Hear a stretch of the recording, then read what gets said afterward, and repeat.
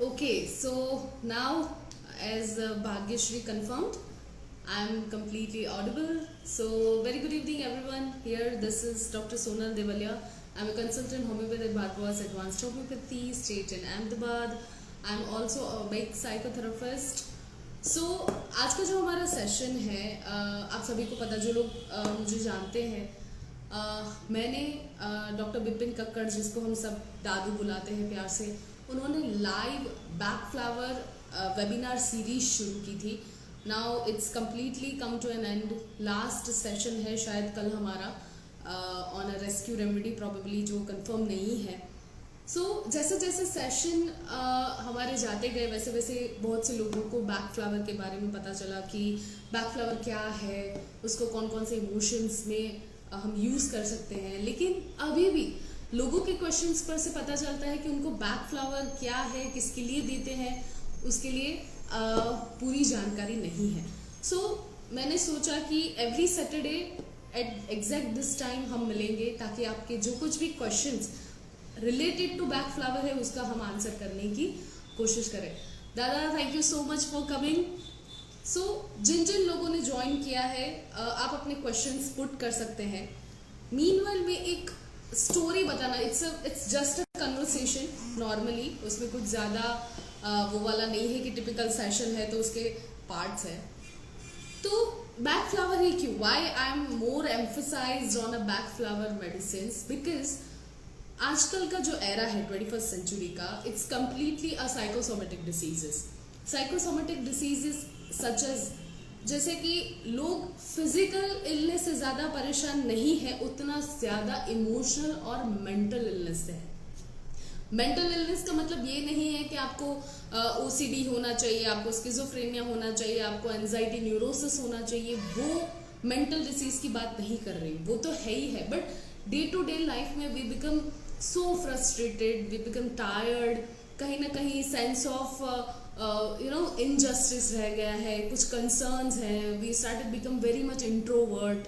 सो ऐसी day to day life में जो हम एज अ मेंटल और इमोशनल फ्रस्ट्रेटेड हो रहे हैं, धीरे धीरे आगे जाके हमारा जो ऑटो इम्यून सिस्टम है वो इतना ज़्यादा पावरफुल है कि आगे जाके हमको बहुत सारे फिजिकल सिम्टम्स आ सकते हैं, बहुत सारे डिसीजेस हो सकते हैं, such as hypertension, diabetes, cardiac, kidney से related diseases, lifestyle changes diseases, वो सारे प्रॉबेबली कहीं ना कहीं साइकोसोमेटिक डिसीजेस ही हैं. सो बैक फ्लावर एक सोल्यूशन है जो आप डे टू डे लाइफ आराम से आप यूज़ कर सकते हो. उसकी स्ट्रेंथ है, उससे रिलेटेड. लोग बैक फ्लावर के बारे में अभी बहुत सारे लोग मुझे पूछ रहे हैं, even the physician, even the allopaths, even जो कहीं मेरी पोस्ट देखी हो कि भाई Bach flower, why are more into a Bach flower thing. So Bach flower एक डॉक्टर बैक ने फाउंड आउट किया था. टोटल 38 मेडिसिन है जो पर्टिकुलरली आपके ही इमोशंस पे काम कर रही है. मीनवाइल आप अपने क्वेश्चंस रख सकते हैं. It's a more of a question session. जब तक आपके क्वेश्चंस नहीं आते तब तक मैं आपको एक छोटा सा इंट्रोडक्टरी दे रही हूँ chapter. So doctor back flower के बारे में हम बहुत लोग जानते हैं कि भाई बैक फ्लावर में इतनी सारी मेडिसिन है, 38 मेडिसिन हैं, उसकी ग्रुप्स हैं, हर मेडिसिन का कौन कौन सा काम है, कौन कौन सी मेडिसिन में कौन कौन से कॉम्बिनेशंस किस मेंटल डिसीजेस में हम यूज़ कर सकते हैं. लेकिन जिसने बैक फ्लावर हमको इंट्रोड्यूस कराया, जिसने बैक फ्लावर ढूंढा, डॉक्टर एडवर्ड बाक, उसके बारे में हम कम लोग जानते हैं उसके बारे में. तो हमें ये सोचना चाहिए कि डॉक्टर एडवर्ड बाक ने क्यों, he was allopathic physician, he was practising very well in London.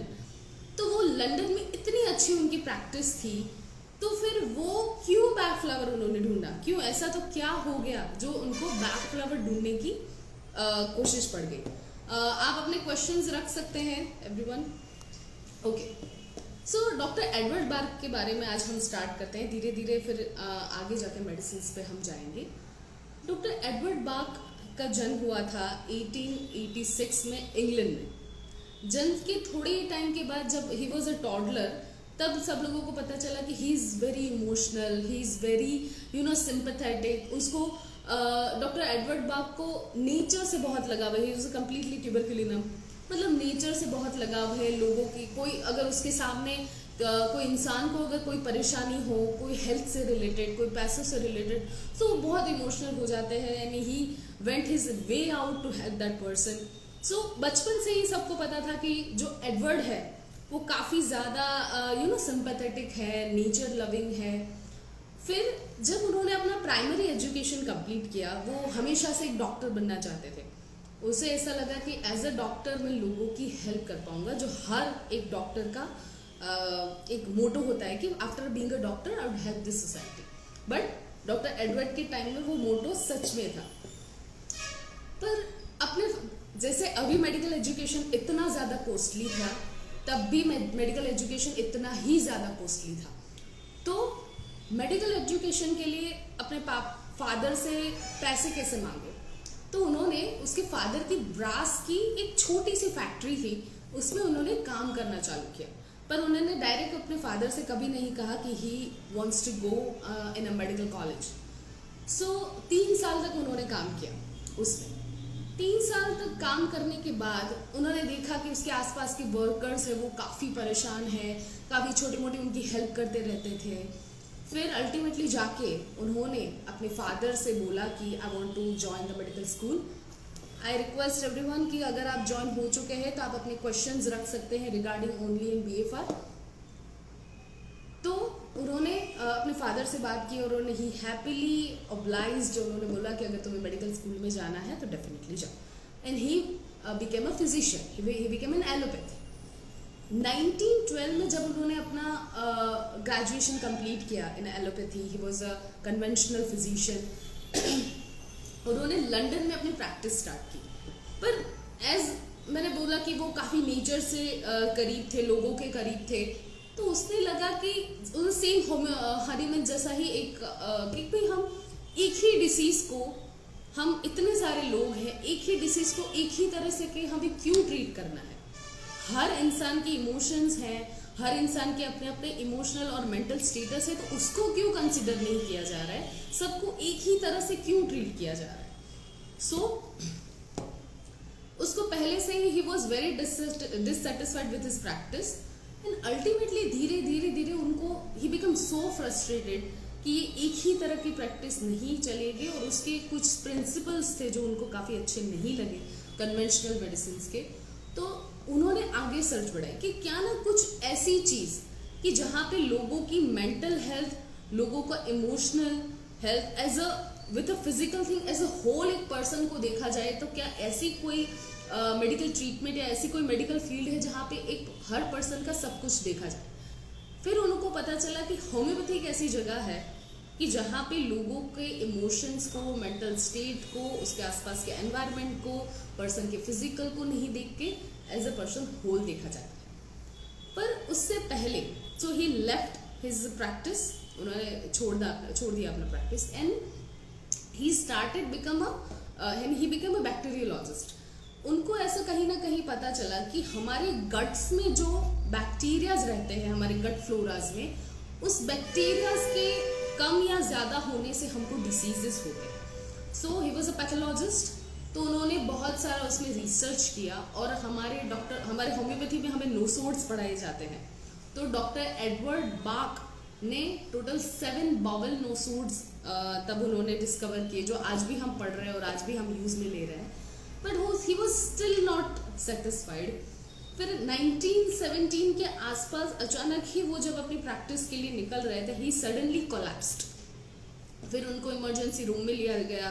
फिर पता चला कि उनकी स्प्लीन के आसपास एक ट्यूमर है और वो ट्यूमर रप्चर होने की वजह से इंट्रा एब्डोमिनल हैमरेज हुआ and he went into a hypovolaemic shock and he collapsed. तो तब इमरजेंसी में उनकी सर्जरी की गई and he lost so much blood, और वो स्प्लेनिक एरिया के आसपास ट्यूमर था जिसको निकाला गया। तब मेडिकल साइंस इतना ज़्यादा एडवांस्ड नहीं था, इसलिए डॉक्टर एडवर्ड बाक को नाउ अभी इसमें 2-3 मत है कि डॉक्टर एडवर्ड बाक को स्प्लेनिक ट्यूमर था या फिर उन्होंने कोई सोल्जर को ऐसा इंट्रा एब्डोमिनल चीज़ के लिए ऑपरेट किया था। 2 बातें हैं, बट मोस्टली डॉक्टर एडवर्ड के साथ ही ऐसा हुआ था। तो उनको ऐसा बताया गया कि आपको सिर्फ 3 महीने हैं आपके पास जीने के लिए, आगे जाके आपके पास सिर्फ 3 महीने हैं। तो डॉक्टर एडवर्ड को अपनी रिसर्च पूरी करनी थी। वो एक ऐसी थेरेपी के शोध में थे, ऐसी तलाश में थे कि जो पर्सन के इमोशंस को, उनके इंटेलेक्ट को भी कंसिडर करे। सो उनका विल पावर ऐसा बोल सकते हैं कि बहुत ही ज्यादा था। हमारे पास कोई क्वेश्चंस है?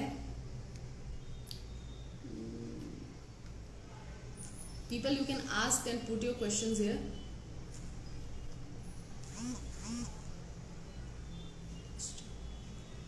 Just a second.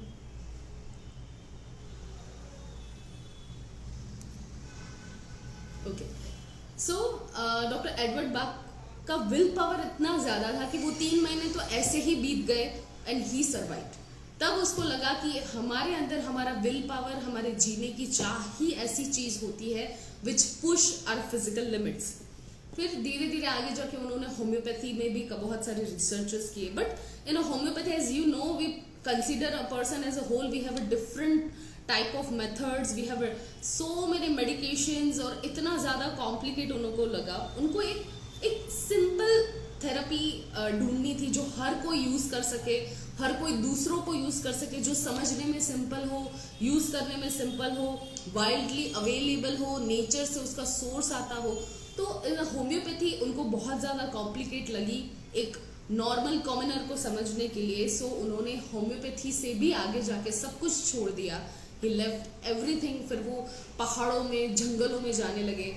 एंड बीच, राजेश्वरी अरोड़ा जी का क्वेश्चन है बीच वर्सेस वर्बल। यस, देखिए बीच एक जो मेडिसिन है, आपको बहुत ज्यादा ऐसा लगा कि एक ऐसा पर्सन जिसका टॉलरेंस लेवल कम है। एक फीमेल, अगर आपके घर में एक बूढ़ी दादी हो जो काफी टॉलरेंट, कोई ऐसा इंसान जिसको he always in a state of irritableness, हमेशा इरिटेटेड रहता है। आप उसको कुछ भी बोलो तो वो कुछ भी टॉलरेट नहीं करता, आपको उल्टा जवाब दे देता है। तो नाउ जहां टॉलरेंस की बात आती है वो बीच है। बीच मतलब कि वो एक ऐसा इंसान हमेशा एक इरिटेबल स्टेट में रहता है, उसको कोई अच्छा नहीं लगता, आप उसको पूछो तो हमेशा उल्टा जवाब देता है। कोई उसको, वो बीच एक इंसान, ऐसा इंसान है जो कॉन्ट्राडिक्शन सहन नहीं कर सकता। मतलब आग अगर बीच को बोलो कि भाई आपने ये बात ठीक नहीं की और आपके लिए ये चीज ठीक नहीं है, तो वो कॉन्ट्राडिक्शन बिल्कुल टॉलरेट नहीं कर सकता और उसको उल्टा जवाब दे देगा। वो मानेगा ही नहीं कि उसकी गलती है। तो this is beech. Vervain is totally different thing. Vervain एक ऐसा इंसान समझ लो, एक ऐसा पावरफुल आदमी समझ लो जिसको दुनिया जीतनी है, ठीक है। वो ऐसा ही बीच के जैसा ही इरिटेबल है, पर दोनों के मोटिव्स अलग है। बीच एक ऐसा इंसान है जो मैंने बोला कि एक इंटॉलरेबल है, इरिटेबल है, लाइफ से परेशान है। वो आप समझ सकते हैं घर में बैठी हुई बूढ़ी दादी या माँ या ऐसा कोई इंसान। Vervain is another hand also a intolerable person, पर vervain is a highly ambitious person. उसके दिमाग में उसके आगे का 20 साल का प्लान रेडी है, और उसके ये छोटे मोटे प्लान्स नहीं होते कि जैसे हाँ 2 साल बाद मेरा एक घर होगा, 5 साल के बाद गाड़ी होगी, अपनी लाइफ सेट है, रिटायर्ड है। रिटायरमेंट तक के प्लान्स नहीं होते वर्बिन्स के।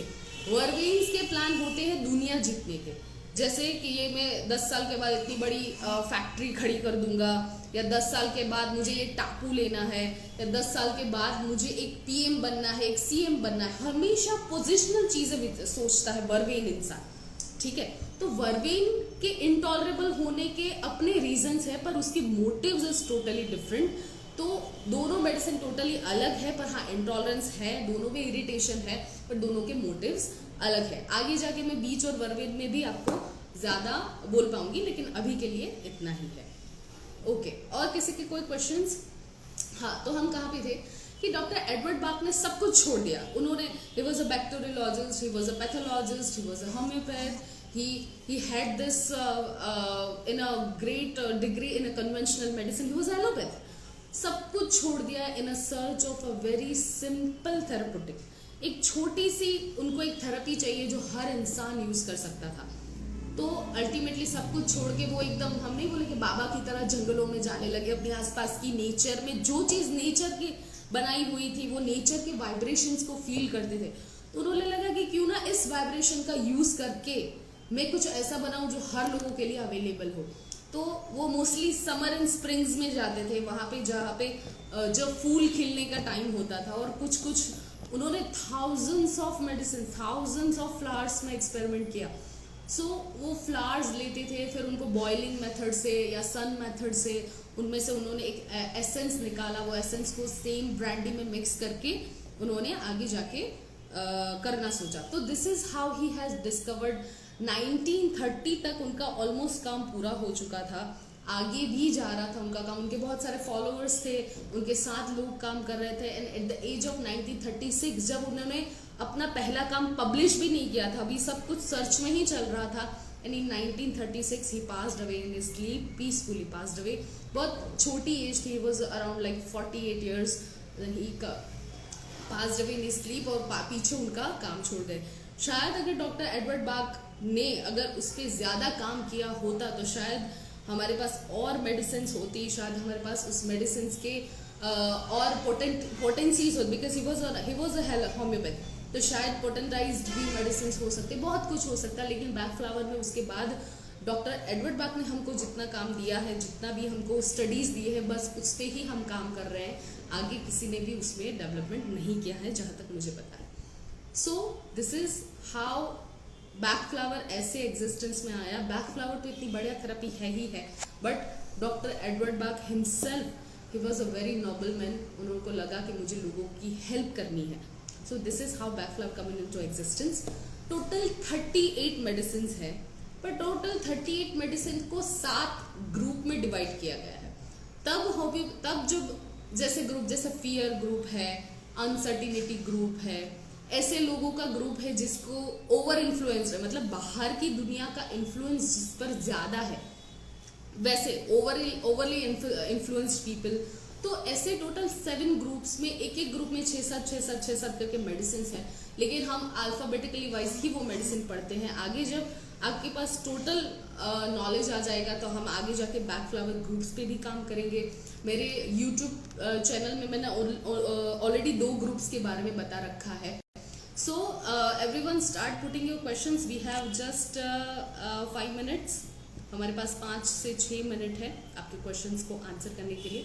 हाँ, so लोगों के ऐसे क्वेश्चंस आते हैं बहुत ज़्यादा मेरे पास कि बैक फ्लावर है, क्या वो हम सिर्फ और सिर्फ इमोशनल ग्रुप में ही यूज़ कर सकते हैं या फिजिकल? अभी ऐसे ही अंधाधुंध में लोग फिजिकल सिम्टम्स पे भी चले गए कि हाँ भाई डायबिटीज के लिए आप ये यूज कर लो, या आपको फीवर आया है तो आप ये यूज कर लो, या तो आपको बॉयल्स हुए हैं तो ये यूज कर लो। देखिए, हमको ये समझना पड़ेगा कि जो 38 मेडिसिन हैं वो सिर्फ और सिर्फ हमारे इमोशनल सिम्टम्स पर ही काम करती है। फिजिकल सिम्टम्स पे तब काम करती है जब उसका कॉज इमोशनल हो, जिसको हम साइकोसोमेटिक डिसीज बोलते हैं। जैसे पर्सन एकदम गुस्सा आ गया, या फिर फीलिंग ऑफ इनजस्टिस है, या पैनिक हो गया, एंड नाउ पर्सन का बीपी बढ़ गया, नाउ मतलब कोई खराब उन्होंने न्यूज़ सुन ली और कुछ भी, और उसका बीपी बढ़ गया, तो वो बीपी को कंट्रोल करने का रीजन था उसके इमोशनल स्टेट। तो वो इमोशनल स्टेट को कम करोगे तो बीपी अपने आप कम हो जाएगा। लेकिन हर हाई ब्लड प्रेशर का या ब्लड प्रेशर शूट अप होने का रीजन एक नहीं होता। तो आप हर हाई ब्लड प्रेशर के लिए एक ही तरह का कॉम्बिनेशन नहीं यूज कर सकते। ये मेरा पर्सनल मानना है, लोगों के और एक्सपीरियंसेस डिफर्स हो सकते हैं। सो आई रिक्वेस्ट यू ऑल कि अगर आप बैक फ्लावर यूज कर रहे हो अगर आप, तो सिर्फ और सिर्फ इमोशनल स्टेट को कंट्रोल करने में आपका फोकस कीजिए। भरत जी का क्वेश्चन है, need confidence, took large, no effect, feel very sad when in talking plus low. Okay Bharat ji, सबसे अच्छी मेडिसिन, जैसे लोग बोलते हैं कि अगर आपके अंदर सेल्फ कॉन्फिडेंस कम है तो आप लार्ज ले लो। लार्ज एक ऐसी चीज है कि 2 चीज है कि मेरे अंदर मेरी जो प्रिपरेशन है किसी भी चीज को लेके, या फिर मेरे सेल्फ एस्टीम को लेके, I am totally prepared, but एक टेम्पररी ड्रॉबैक आ गया है जहाँ पे आई बिकम नर्वस। जैसे मुझे स्टेज पे परफॉर्म करना है, ठीक है, मुझे एग्जाम्स में परफॉर्म करना है, पर उससे पहले आई एम फुल्ली प्रिपेयर्ड कि मुझे एग्जामिनेशन का सब कुछ याद है, मुझे जो स्टेज पे परफॉर्म करना है, आई एम हाईली टैलेंटेड, उसमें कुछ प्रॉब्लम नहीं है। बस टेम्पररी एंजाइटी की वजह से मेरा कॉन्फिडेंस लो हो गया है, तो वहां लार्ज काम करेगा। लेकिन देखिए, self confidence and self esteem दोनों अलग अलग चीज है। सेल्फ एस्टीम एक ऐसी चीज है कि हमें खुद पर भरोसा होना, लार्ज खुद पर भरोसा के लिए नहीं है, सेल्फ कॉन्फिडेंस के लिए। सेल्फ एस्टीम जब फॉर एग्जाम्पल आप कोई एग्जामिनेशन दे रहे हैं, फॉर यूपीएससी जीपीएससी कर रहे हैं, ठीक है, और उसमें धीरे धीरे आप 2 बार फेल हो गए, 3 बार फेल हो गए, चौथी बार फेल हो, कब तक आप अपना कॉन्फिडेंस आगे बरकरार रखोगे? धीरे धीरे वहां आपकी सेल्फ एस्टीम पे चोट पहुंचती है, आप अंदर ही अंदर खाए जा रहे हैं कि नहीं, नाउ आई बिकम यूजलेस। एक बोलते हैं ना कि अंदर से इंसान मर जाता है, हमारा सेल्फ एस्टीम मर जाता है। तो आप जिस चीज के लिए कॉन्फिडेंस के लिए लार्ज ले रहे हैं, उसके लिए सबसे अच्छी मेडिसिन है सेंटोरी। सेंटोरी एक लार्ज से भी एक अव्वल दर्जे की मेडिसिन है। सेंटोरी लेने से क्यों? आपको पढ़ाया गया होगा कि सेंटोरी सिर्फ और सिर्फ उन लोगों के लिए है कि जो ना नहीं बोल सकते, कि उनको भाई ये काम कर दे, वो काम कर दे, तू कर दे, तू, पर वो ना नहीं बोले। नहीं, सेंटोरी सेल्फ एस्टीम को बढ़ाने के लिए, कि अंदर से जो इंसान मर चुका होता है, अंदर से उसका कॉन्फिडेंस, उसके साथ बहुत खराब उसकी हालत हुई होती है, उसको इतने सारे जिंदगी में ड्रॉबैक्स हुए, तो अल्टीमेटली उसका सेल्फ जो एस्टीम है वो चला गया है, उसको रिकवर करने के लिए Centauri is the medicine, not large. Large एक बहुत ही छोटी सी एक्यूट मेडिसिन है। अगर कोई फीमेल है, उसके घर में उसको परेशान किया जाता है, डोमेस्टिक वायलेंस है, उसको मिसकैरेज हुआ है, उसको इतना बड़ा कोई कैंसर डायग्नोसिस हुआ है, उसको घर से निकाल दिया गया है, इतनी सारी चीजें, फिर वो अल्टीमेटली उसके कॉन्फिडेंस को चोट नहीं पहुंचता, उसकी सेल्फ एस्टीम को चोट पहुंचती है। तो जब फीमेल आपके पास मेनोपॉज स्टेट में आती है और आप उसको, हर फीमेल आपको बोलती है कि यार ना आई फील सैड और मेरे लाइफ में कुछ नहीं है और सब चला गया, मेरा टाइम चला गया, मेरे बच्चों के पीछे मैंने सब कुछ कभी अपने ऊपर ध्यान नहीं दिया, तब आप उसको लार्ज दे करोगे, लार्ज से कुछ नहीं होने वाला। Try give a Centauri. Centauri एक ऐसी ब्रिलियंट मेडिसिन है जो आपको अपना सेल्फ एस्टीम बूस्ट करेगी। तो भरत जी, अगर आपको लार्ज से कोई फायदा नहीं हो रहा है और आपके लॉस ऑफ कॉन्फिडेंस के पीछे अगर और कोई स्पेसिफिक रीजन नहीं है, तो try take a centaury medicine. Anxiety में कौन सी बैच यूज की जा सकती? ओके, एंजाइटी एक छोटा सा वर्ड है नाउ, बट एंजाइटी मतलब कि there is a feeling of uneasiness, मतलब कुछ ठीक नहीं हो रहा है, और वो अनईजीनेस फीलिंग सबको रहती है, लेकिन हर कोई इंसान उसको कंट्रोल नहीं कर पाता है। कोई, किसी का बीपी बढ़ जाता है, किसी के हाथ की मूवमेंट बढ़ जाती है, किसी को पसीना आने लगता है, किसी की हार्ट बीट्स बढ़ जाती है। तो एंजाइटी तो वर्ड एक छोटा है, पर उसके सिम्टम्स और उसके एक्सप्रेशंस इतने सारे हैं। नाउ एंजाइटी को, एंजाइटी छोड़ के एंजाइटी स्पेक्ट्रम डिसऑर्डर या तो एंजाइटी न्यूरोसिस का नाम दिया गया है। Now it's a group of bunch of symptoms. तो एंजाइटी एक बहुत ही ब्रॉड वर्ड है जिसके अंदर बहुत सारी सिचुएशंस है, लेकिन जिस एंजाइटी फीलिंग ऑफ अनईजीनेस, अगर आपको तुरंत वो डर की वजह से हो सकता है, वो शॉक की वजह से हो सकता है, लो सेल्फ एस्टीम की वजह से हो सकता है, गुस्से की वजह से होता है, एंजाइटी बहुत सारी चीजें, पर मोस्टली फियर जहां रहता है वहां पे पेशेंट बिकम्स मोर एंग्शियस। तो अगर आपको कोई नोन फियर है जिसके बारे में कि आप ऑफिस से जाते ही कोई इंसान आपके सामने आ जाता है, no you become anxious, otherwise कुछ नहीं है, तो मिमुलस उसके लिए मेडिसिन है। लेकिन आपको एंजाइटी ऑल द टाइम रहती है, मतलब इवन आपको जैसे कल कहीं भी जाना है, आपकी ट्रेन है, आपको ट्रेन कैच करनी है 10 बजे, नाउ अगले ही दिन से आपको लूज मोशन हो गए हैं, कल मैं ठीक से पहुंच पाऊंगा कि नहीं, ट्रेन लेट हो गया तो, ट्रेन चली गई तो मुझे रास्ते में कोई मिलेगा, टैक्सी नहीं मिलेगी। तो अगर उस तरह की एंजाइटी है कि व्हाट वुड हैपन, पर्टिकुलर कोई चीज नहीं है, तो अस्पेन इज द मेडिसिन। और अगर फिर भी आपको कुछ भी नहीं समझ में आ रहा है, now you are severely become anxious, try rescue medicine. Rescue medicine हर 10-10 ड्रॉप हर 10-10 मिनट में लेने से, 15-20 मिनट लेने से आपकी एंजाइटी काफ़ी हद तक कंट्रोल में आ जा रही है। लेकिन आप एंजाइटी न्यूरोसिस के शिकार हैं, आपकी फैमिली में एंजाइटी या और कोई मेंटल डिसीजेस की हिस्ट्री रही है, तो आप कोई होम्योपैथ के पास जाए, आप कोई बैक फ्लावर थेरेपिस्ट के पास जाए, वो आपके पीछे के रीजंस को, ये जो मैंने आपको मेडिसिन बताई है वो टेम्पररी उस स्पॉट पर एंजाइटी रिड्यूस करने के लिए है, लेकिन आपको अगर परमानेंट उसका इलाज करना है तो उसके पीछे के जो रीजंस है उसको हमें ट्रीट करना पड़ेगा, तो ही आपकी एंजाइटी परमानेंट रिजॉल्व हो सकती है। और कोई क्वेश्चंस हैं लोगों के?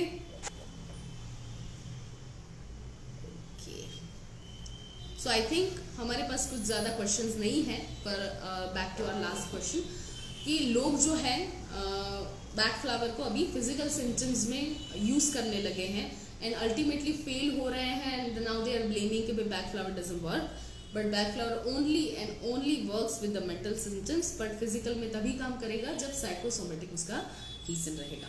सो ये बैक फ्लावर के और किसी के पास कोई क्वेश्चंस हैं? Otherwise we are finishing this session. In how many days back makes an impact? Yes, back flower जैसे डॉक्टर एडवर्ड बैक ने उसको डिस्कवर किया था, तब फूलों की जो वाइब्रेशंस होती हैं वो वाइब्रेशंस को मेडिसिन में ला के उसका मेडिसिन, इसका कोई दिन या टाइम फिक्स नहीं है कि मैं आपको ये बोलूँ कि इस दिन को जाके आपकी एंजाइटी बंद हो जाए, नहीं।